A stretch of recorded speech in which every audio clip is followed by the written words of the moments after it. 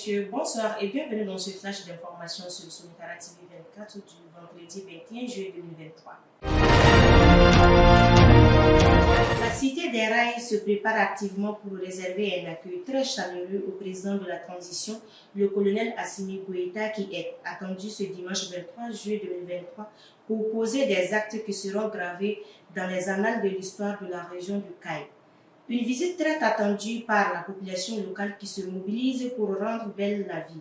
Lors d'une conférence de presse, le gouverneur de la région de Caille, le colonel Moussa Soumaré, a expliqué que cette visite présidentielle sera marquée par la relance officielle du trafic ferroviaire, la pose de la première pierre du lycée public de Caïmdi et le premier coup de pioche des travaux de reconstruction de la route Caille-Sandaré. Le programme prévoit également une rencontre avec les légitimités traditionnelles au gouvernorat de Caille, un repas de corps au camp militaire Mamadou Lamine Dramé.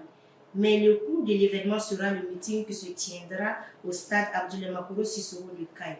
Dans ce complexe sportif de Caille, le président de la transition, le colonel Assimi Goïta, s'adressera aux populations et donnera le coup d'envoi de la finale de la coupe qui porte son nom.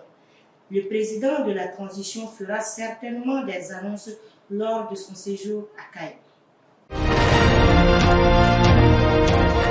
L'état-major général des armées, dans un communiqué, informe l'opinion que suite à l'attaque terroriste simultanée contre les villages de Bima et Sani Saré, non loin de Kouana, dans la matinée du 17 juillet 2023, les forces armées maliennes ont exploité des renseignements précis sur les auteurs et ont mené des frappes aériennes sur des cibles terroristes en regroupement et des actions aéroterrestres, faisant un bilan côté ennemi, 22 combattants terroristes neutralisés, 2 pick-up piégés et 43 motos détruits, 05 RPG 7, 10 PKM, 6 fusils mitrailleurs, 20 AK-47, un mortier de 8,81 mm, des obus de mortier, 3 mines conventionnelles, une trentaine de caisses de munitions et des radios portatives récupérées. Côté ami néant.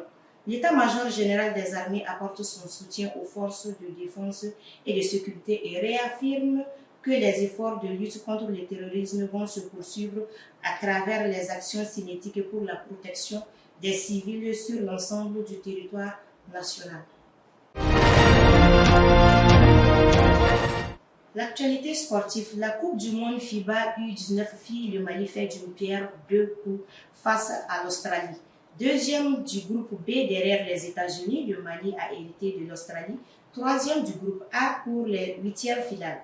Le Mali, qui avait été éliminé en demi-finale par l'Australie lors de l'édition précédente, avait l'opportunité de faire d'une pierre deux coups, prendre sa revanche et décrocher une deuxième qualification consécutive pour les quarts de finale. Par ailleurs, à l'Afro-Basket U16 qui en cours en Tunisie, le Mali, qui est champion en titre chez les filles et vice-champion en titre du côté des garçons, est qualifié pour les demi-finales dans les deux catégories. Mesdames et messieurs, c'est la fin de ce flash d'information. Merci de l'avoir suivi et bonne suite de programme sur notre chaîne Sonikara TV 24.